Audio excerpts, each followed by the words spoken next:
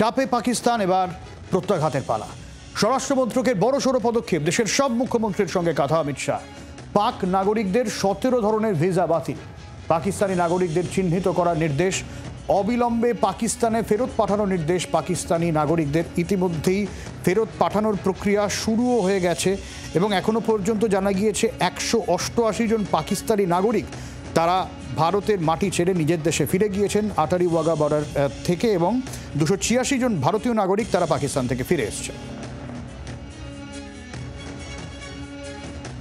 ভারতের বিদেশ মন্ত্রক পাক নাগরিকদের সার্ক ভিসা বাতিল করার পর 48 ঘন্টা সময় বেঁধে দিয়েছিল পাক নাগরিকদের ফেরত যাওয়ার জন্য। আর সেই 48 ঘন্টা সময় প্রায় অতিবাহিত হতে চলেছে। কেন্দ্রীয় স্বরাষ্ট্রমন্ত্রী অমিত শাহ তিনি বিভিন্ন রাজ্যের মুখ্যমন্ত্রীদের সঙ্গে কথা বলেছেন। প্রতিটি রাজ্যে কতজন পাক নাগরিক রয়েছে সেই নাগরিকদের চিহ্নিত করে তাদের দ্রুত পাকিস্তানে ফেরত পাঠানোর প্রক্রিয়া শুরু করার জন্য। ইতিমধ্যেই পাটনায় 27 জন পাক নাগরিককে নোটিশ পাঠানো হয়েছে যাতে তারা অবিলম্বে ভারত ছাড়েন।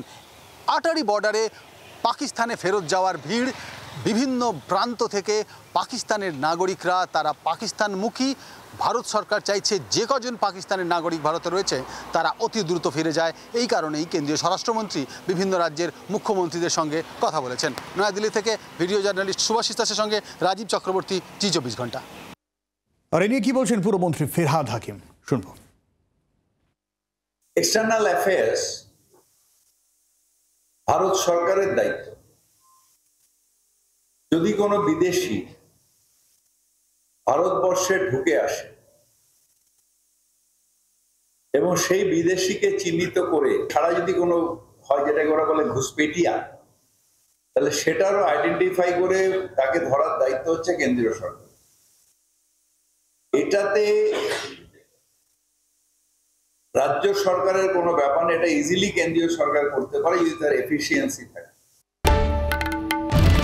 বাংলার আওয়াজ, বাঙালির আবেগ, জি 24 ঘন্টা।